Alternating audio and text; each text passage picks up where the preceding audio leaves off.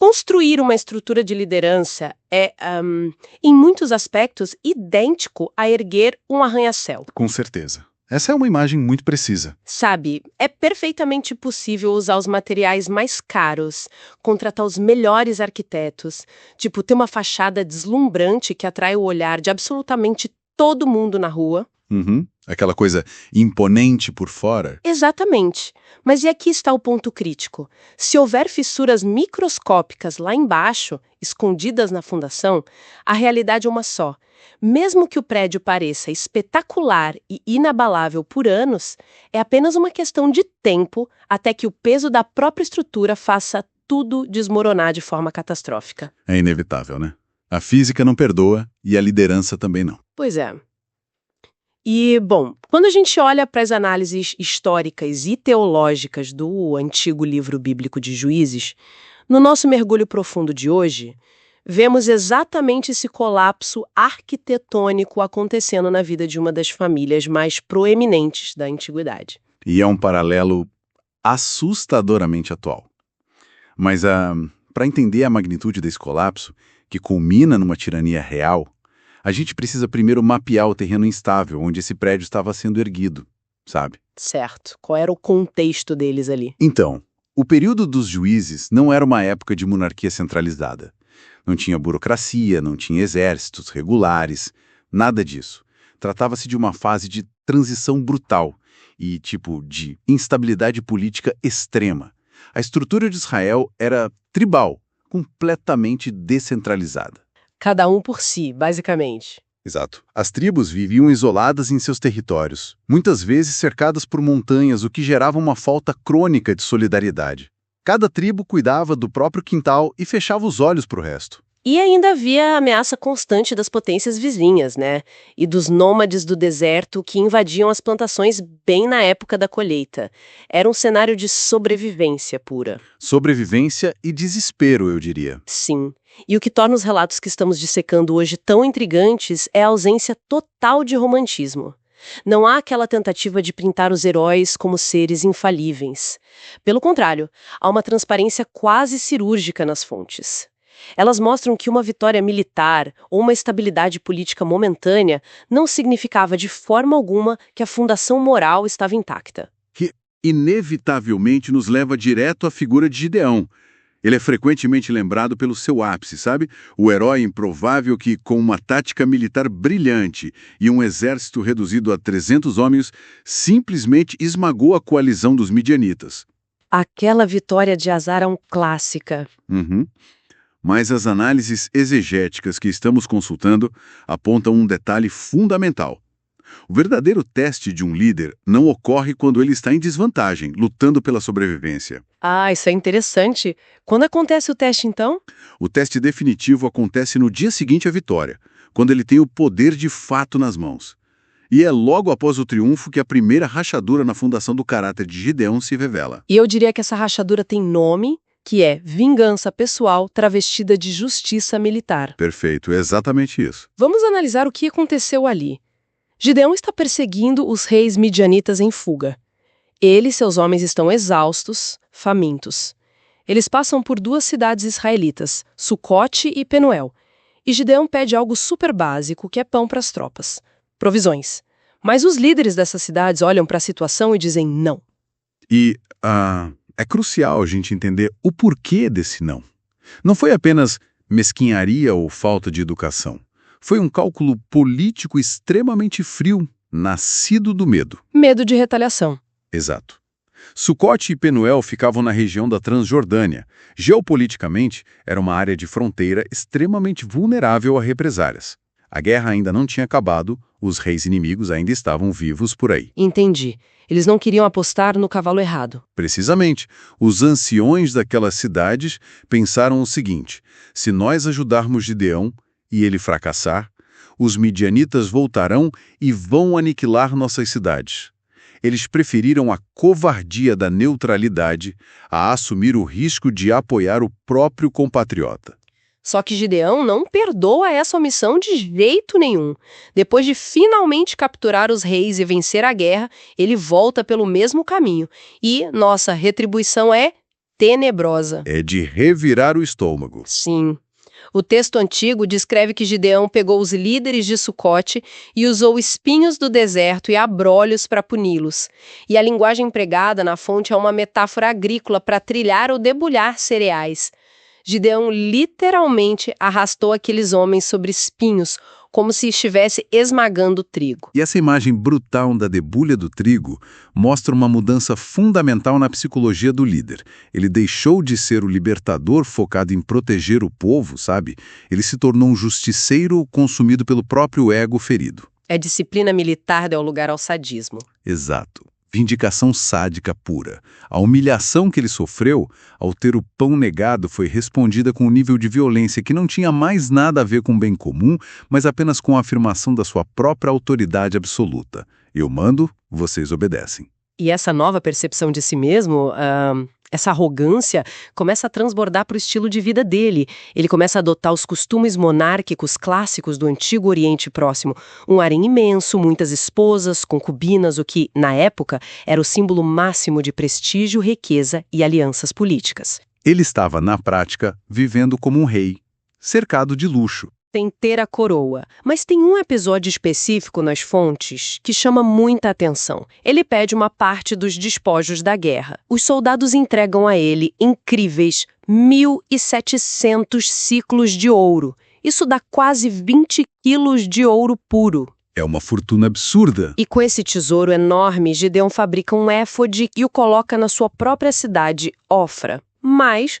espera aí, a intenção original não era boa? Porque, o éfode era uma vestimenta sacerdotal totalmente legítima, certo? Como que uma celebração sincera, um memorial de uma grande vitória, vira uma armadilha espiritual para toda uma nação? Eu fico muito intrigada com isso. É uma ótima pergunta e essa transição de um memorial legítimo para um ídolo é sutil e francamente perigosíssima. O éfode, de fato, era uma peça do ministério do sumo sacerdote. O problema não era o objeto em si, mas a geografia e a intenção oculta. Como assim a geografia? O santuário central, que era o local adequado e estabelecido para buscar a direção divina, ficava em Siló. Ao criar um éfodo de ouro na sua própria cidade, em Ofra, Gideão descentralizou o culto de propósito. Ele criou essencialmente um santuário particular. Nossa! É como se ele quisesse manter o controle não apenas político, mas também o espiritual ali perto dele. Exatamente. O poder de consultar o divino agora estava literalmente no quintal da casa dele. Isso é controle puro. E o povo caiu nessa? Caiu e afundou. O resultado que os exegetas concluem é que o povo começou a tratar aquele objeto de ouro como uma veneração mística e totalmente idólatra. O texto bíblico usa o conceito de uma infidelidade brutal, descrevendo que o povo se corrompeu ali, num verbo que significa prostituir-se. Caramba, uma linguagem bem forte. Muito forte. O éfode tornou-se o que no hebraico é chamado de mokesh, que significa uma armadilha, sabe? Um laço de caçador que fica escondido na folhagem. O que começou como uma aparente homenagem transformou-se no laço que estrangulou a integridade daquela geração. E o que escancara a tragédia, pelo menos para mim, é a dissonância cognitiva. A hipocrisia de Gideão. Ele tinha um discurso impecável para o público. Discurso de político, né? Total. Quando o povo, eufórico com a vitória, chega para ele e diz para ele governar sobre eles, ele, o filho, o neto, Gideão solta uma frase lindíssima e piedosa: não, só o Senhor reinará sobre vocês. Parece até humilde, né? Parece. Mas a prática diária dele gritava o exato oposto. Ele andava como rei, julgava como rei, punia como rei. Ele chega ao ponto de dar a um de seus filhos com uma concubina o nome de Abimeleque. E a ironia literária desse nome é chocante. De forma literal, meu pai é rei. É a confissão inconsciente, ou talvez muito consciente, eu diria, de Gideão. Ele recusou a coroa em público, mas esfregou o título na cara de todo mundo no nome do filho. Exato. Ele fez questão de garantir que seu filho carregasse o título real. E o que a teologia por trás desse texto revela é que discursos religiosos vazios, que não se traduzem em obediência real, não são apenas inúteis. Eles são ativamente destrutivos. Eles abrem as portas para coisas muito piores. Sim, porque Gideão criou um ambiente de sincretismo total. Uma mistura venenosa de piedade superficial com ambição carnal profunda, o que preparou o terreno perfeito para o desastre na geração seguinte. O que, inevitavelmente, nos arrasta para a consequência direta dessa fundação rachada. O vácuo de poder após a morte de Gideão e como Abimeleque entra nesse espaço com uma força destrutiva impressionante. A hipocrisia do pai criou um monstro no filho. A fundação cedeu. Abimeleque não tenta conquistar o poder pelo mérito ou por alguma vocação nobre. Ele vai direto para Siquém, que era a cidade da família da mãe dele. E, lendo as fontes, a arqueologia e os registros históricos mostram que Siquém não era uma cidade qualquer, certo? De forma alguma, era um lugar com uma diversidade étnica bem complexa, uma mistura de israelitas com uma fortíssima e antiga influência cananeia. Era basicamente o epicentro do sincretismo na região. E a estratégia de Abimeleque ali em Siquém é friamente calculada. Ele não propõe um plano de governo, ele propõe um pacto de sangue. Um apelo emocional sujo. Muito. Ele reúne a família da mãe e os líderes locais e usa, a persuasão do nepotismo. Ele diz algo na linha de: pensem bem, é melhor vocês serem governados por todos os 70 filhos do meu pai ou por apenas um.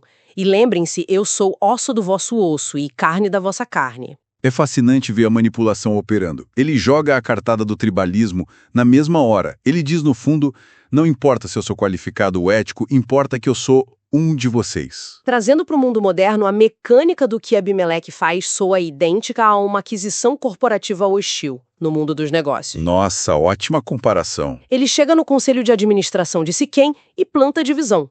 Ele cria um nós contra eles, sugerindo que os outros 70 irmãos formam um oligopólio opressor e que ele é a solução interna perfeita. Mas a forma como essa aquisição é financiada é que revela a verdadeira moralidade da história, né? Com certeza, porque, em vez de usar um capital limpo, os líderes de Siquém abrem o cofre do templo de Baal-Berit. Baal-Berit. Sim, que significa Senhor da Aliança. E só esse nome já ilustra a corrupção absoluta daquele povo, porque pega um conceito sagrado, que é a aliança, e o aplica ao principal deus pagão de Canaã. É a distorção total dos valores. Completa. E tem mais. As escavações em Tel El-Balata encontraram as fundações de um templo-fortaleza maciço ali em Siquém, o que prova o poder econômico e militar desse santuário na época. Os líderes pegam 70 moedas de prata desse tesouro profano e entregam nas mãos de Abimeleque. Dinheiro sujo de uma instituição corrupta. E o que ele faz com esse capital de risco? Ele contrata mercenários. Os registros da época os descrevem como homens vazios e levianos. Gente sem nada a perder. Exato. Indivíduos marginalizados, sem laços comunitários, sem escrúpulos morais nenhum, eles alugavam suas espadas para quem pagasse mais. Eles eram a ferramenta perfeita para um trabalho sujo. E que trabalho sujo! O contraste que muitas análises fazem aqui é bem estrutural e ético. Uma liderança saudável baseia-se no serviço e na construção coletiva, algo exemplificado na tradição pela figura do servo sofredor, sabe? Como mais tarde o cristianismo viria na liderança servil de Jesus. O líder que serve em vez de ser servido. Isso. Já a liderança de Abimeleque é o arquétipo do poder tirânico, financiado pela corrupção, sustentado pela força bruta e focado exclusivamente na dominação e no ganho próprio. E uma liderança que nasce do suborno e da manipulação sempre precisa de sangue para cimentar sua autoridade. Sempre. A história prova isso repetidas vezes. Abimeleque, agora com sua milícia particular financiada pelo templo pagão, marcha para a casa de seu pai, em Ofra. O objetivo dele não é prender seus oponentes políticos, exilar ninguém. O objetivo é o extermínio total. Ele não quer deixar pontas soltas. Nenhuma. Ele captura seus próprios 70 irmãos e comete um massacre deliberado. E os textos antigos frisam um detalhe bem macabro: todos os 70 foram executados sobre uma única pedra. E a gente precisa notar que essa única pedra não é apenas um detalhe topográfico da história, é um símbolo da burocratização da morte. Como a linha de montagem, né? Exatamente. Não houve combate, não teve batalha justa, foi uma linha de montagem de execuções, um abatedouro humano. Abimeleque eliminou a concorrência de forma metódica, usando o terror para enviar uma mensagem muito clara a todo o território: quem se opuser a mim terá o mesmo destino. A ambição desmedida cegou o cara pro fato de que eram seus próprios irmãos ali. O outro deixou de ser um ser humano e passou a ser apenas um obstáculo político que precisava sumir. É a desumanização completa em prol do poder. Contudo, em meio a esse banho de sangue sobre a pedra, um detalhe escapa. O caçula da família, Jotão, consegue se esconder. Ele sobrevive. E Jotão se dirige ao Monte Gerezim, que fica ali perto de Siquém. Uma posição muito estratégica. Porque o Gerezim tem uma formação natural que funciona como um anfiteatro, sabe? Projetando a voz lá para baixo, para a cidade. E é desse púlpito natural que o jovem Jotão entrega uma das peças de sátira política mais geniais e cortantes da antiguidade. A famosa parábola das árvores. Eu sou fascinado por essa parábola. A genialidade dela está na sua simplicidade, mas também na sua profundidade sociológica. Conta pra gente como ela é. E o Zoltão narra lá de cima que, um dia, as árvores decidiram procurar um rei. Elas vão primeiro até a oliveira e fazem o convite. Mas a oliveira recusa, argumentando que não faria sentido abandonar a produção do seu valioso azeite, que honra a deuses e a homens, para ficar balançando acima das outras árvores, perdendo tempo com política. Faz sentido, ela tem o trabalho dela. O mesmo acontece com a figueira, que prefere continuar produzindo seus frutos doces, e também com a videira, que escolhe focar em dar o seu vinho, que alegra o coração. Basicamente, nenhuma dessas árvores produtivas e úteis quis abrir mão de seu propósito real para abraçar a vaidade e a dor de cabeça do poder político. E é aí que eu preciso levantar uma questão provocativa que, para mim, muda tudo nessa história. Manda ver. A gente sempre foca na beleza do fruto da oliveira, da figueira e da videira. Mas, ao recusarem o cargo para focar exclusivamente nas suas próprias vidas, nos seus próprios frutos, essas árvores chamadas de boas não criam ativamente um vácuo de poder ali no ecossistema. Essa é uma leitura brilhante e necessária. Porque, isso soa como um alerta duríssimo para quem está ouvindo. Não é apenas uma história sobre a maldade de quem assume o poder, mas sobre a omissão muito perigosa das pessoas capazes. E essa leitura atinge exatamente o núcleo ético do problema. A parábola de Jotão é tanto uma condenação do tirano, quanto uma advertência bem severa aos produtivos. O silêncio dos bons, né? É a velha máxima.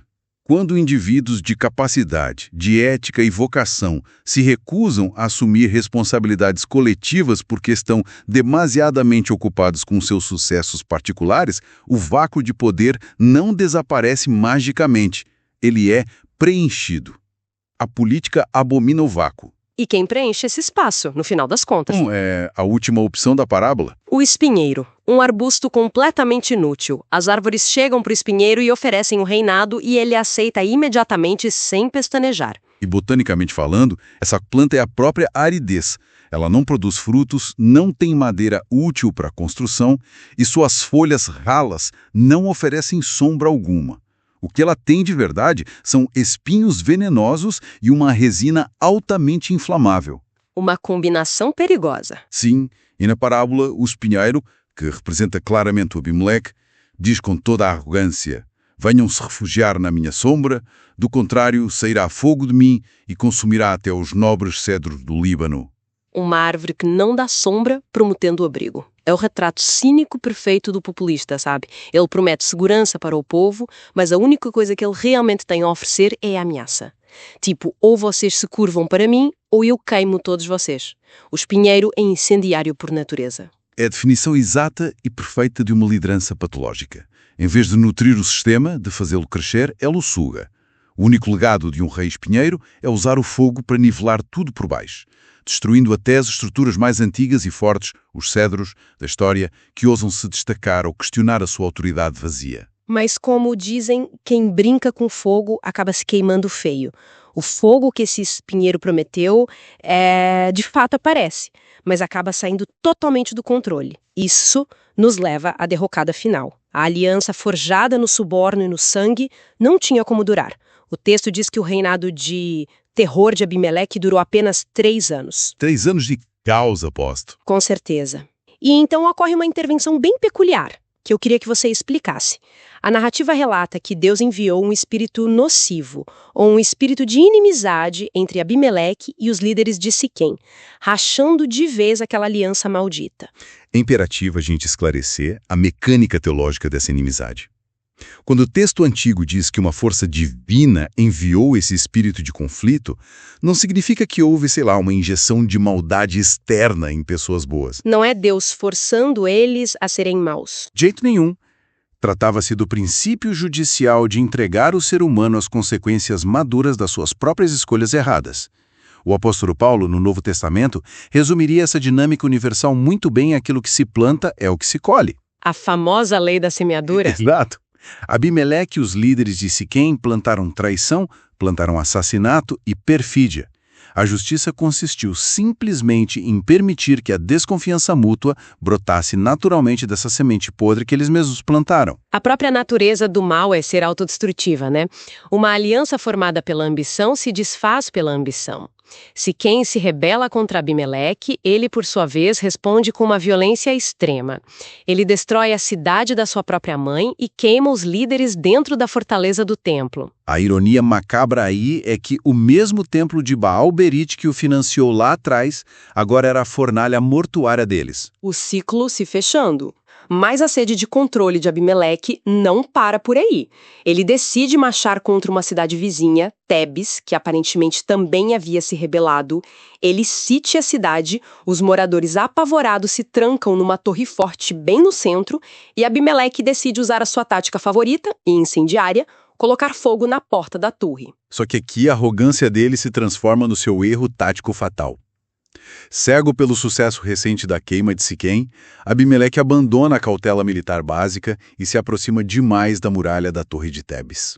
Um erro de amador. Completamente. E lá no alto, no telhado da torre, há uma mulher.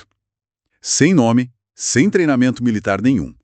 Ela pega um fragmento de uma pedra de moinho manual, especificamente a pedra superior, que é pesada e áspero, usada no dia a dia para esmagar grãos, e simplesmente lança lá de cima. E a pedra acerta precisamente na cabeça de Abimeleque, esmagando seu crânio. O simbolismo poético desse evento, para mim, é simplesmente extraordinário. É justiça poética na sua forma mais pura. Sim, porque olha só, lá atrás, o pai dele, o Gideão, tratou líderes como grãos a serem debulhados nos espinhos. Depois, Abimeleque executou 70 irmãos sobre uma única pedra.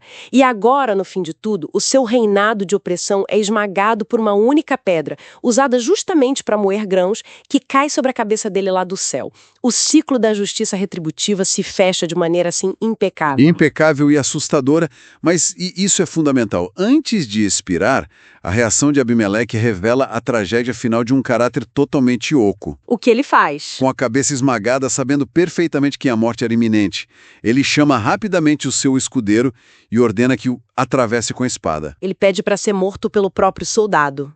E qual a justificativa dele? A justificativa é para que não digam que uma mulher me matou. Nossa, sério? Sim. No rígido código de honra militar daquela cultura machista, ser abatido por um guerreiro adversário era uma morte digna, uma morte de soldado. Mas morrer pelo golpe de uma mulher anônima, usando um utensílio doméstico, era considerado o ápice da humilhação pública. A cegueira espiritual do cara é assustadora, sabe? O homem tem segundos de vida, está prestes a transpor a fronteira da eternidade para enfrentar um julgamento divino irrevogável e a sua única preocupação, seu único foco é com a manchete do dia seguinte. É a vaidade em estado terminal. E essa é a essência do conceito hebraico de Shem, que é a busca obsessiva pelo nome, pelo legado terreno, pelo status entre os homens. Essa vaidade doentia não apenas motivou os crimes dele em vida, como também bloqueou qualquer possibilidade de reflexão genuína ou arrependimento na hora da morte.